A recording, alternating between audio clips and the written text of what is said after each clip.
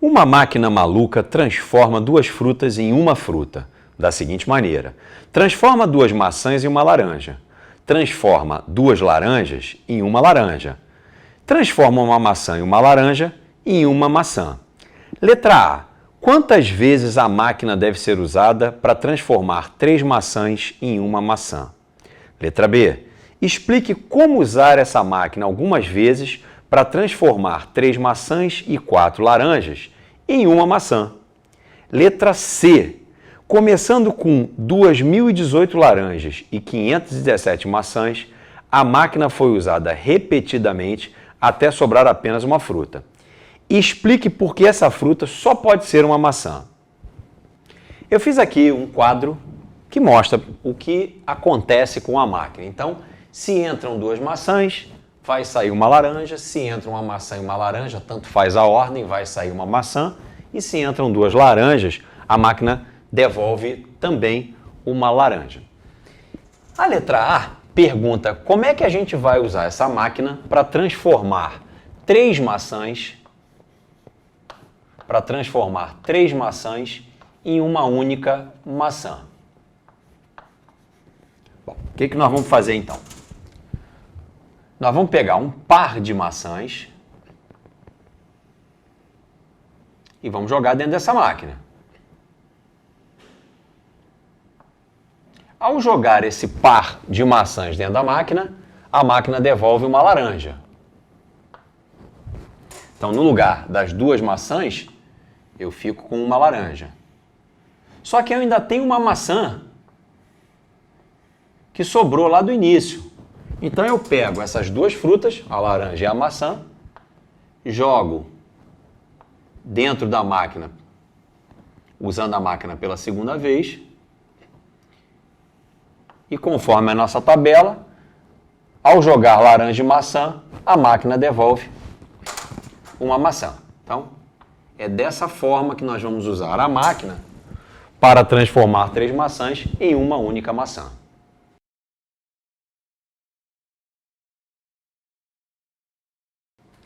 Na letra B, nós temos que explicar como utilizar essa máquina para transformar essas 3 maçãs e 4 laranjas em uma única maçã. Percebe que a pergunta é levemente diferente. Na letra A, foi perguntado quantas vezes a máquina deve ser utilizada. A resposta é 2. Aqui, a questão nos pede para explicar como é que essa máquina vai ser utilizada. Então, vamos simular isso.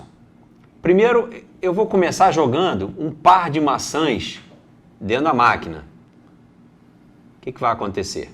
A máquina vai devolver uma laranja. Então, essas duas maçãs serão trocadas por uma laranja. Então, eu vou ter a laranja e mais tudo aquilo que restou e que não foi utilizado na máquina no primeiro processo.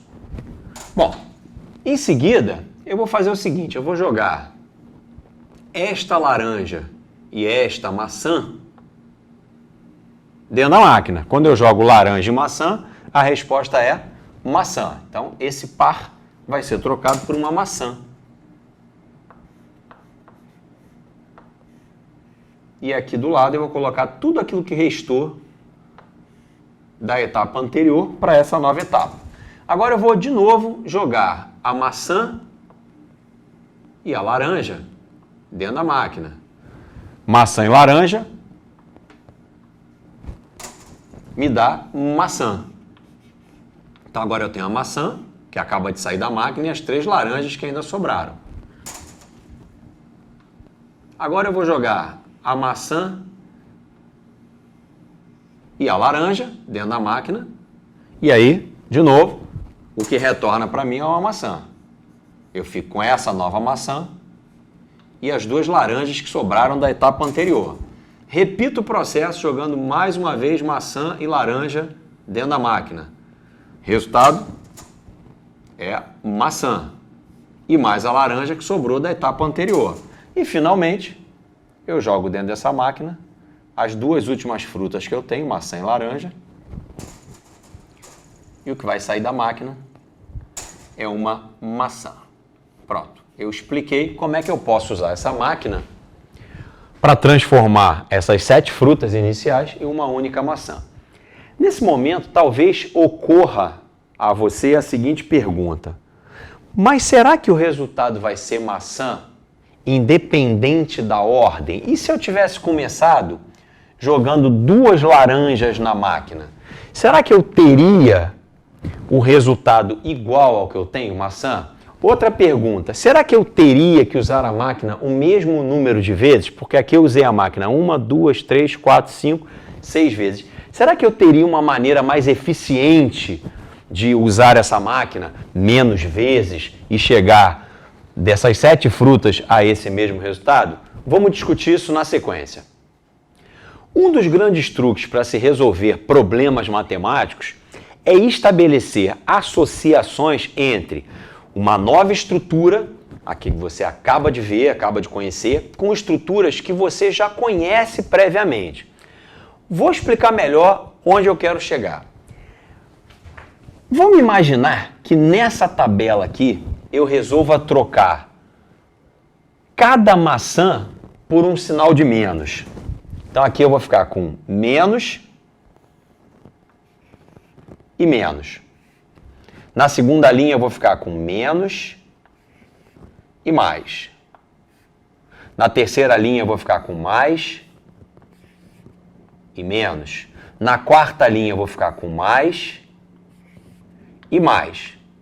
Bom, vamos fazer essas mesmas trocas do outro lado da barra vertical.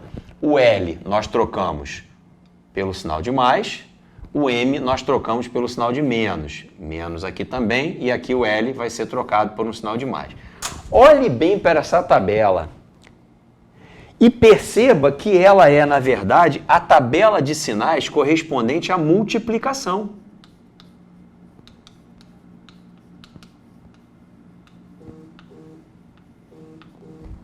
Quando eu multiplico uma coisa negativa por outra coisa negativa, o resultado é positivo. Quando eu multiplico 2 coisas positivas, o resultado é positivo. E quando eu multiplico coisas que têm sinais contrários, o resultado é negativo.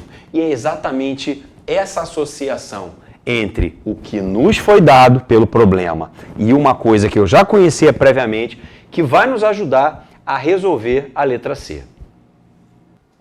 Mas peraí, antes de mergulhar de cabeça nessa ideia, vamos checar se funciona utilizando os exemplos que nós já fizemos, que a gente já sabe qual é a resposta. Vamos lá, o que eu estou propondo é trocar cada maçã por um sinal de menos. E a gente sabe que a operação envolvida aqui é de multiplicação. Então é como se eu estivesse multiplicando 3 números negativos, 3 números com sinais de menos. Quando eu multiplico menos por menos, o resultado é mais. Se eu pego esse resultado e multiplico por menos, o resultado é menos. De fato, está batendo com aquilo que nós verificamos aqui. Vamos testar agora a nossa ideia nesse exemplo, na letra B, que ele é um pouco mais longo. Qual é a proposta? Trocar cada maçã por um sinal de menos e cada laranja por um sinal de mais. É como se eu tivesse 7 números, 3 deles negativos, 4 deles positivos, e eu estou multiplicando esses 7 números. E é óbvio, olhando assim, que esse resultado tem que dar, o resultado desta multiplicação dos 7 números tem que dar um resultado negativo. Por quê? Porque eu tenho uma quantidade ímpar de sinais de menos. Portanto, o resultado tem que ser menos, o que corresponde, na nossa equivalência, a uma maçã. Então, de fato, independentemente do caminho que eu siga por aqui, o resultado vai ter que ser uma maçã. E mais que isso, não importa a ordem em que eu vá jogando as frutas dentro da máquina, o número de vezes que a máquina vai ser acionada é justamente o número de multiplicações que nós temos aqui, porque se eu tenho 7 números, eu vou fazer 6 multiplicações, uma entre o primeiro e o segundo, outra multiplicação entre o segundo e o terceiro, outra entre o terceiro e o quarto, outra entre o quarto e o quinto, outra entre o quinto e o sexto e outra entre o sexto e o sétimo. Então, são 6 multiplicações. E foi por isso que aqui a máquina foi utilizada 6 vezes. Agora a gente tem capacidade de responder a letra C.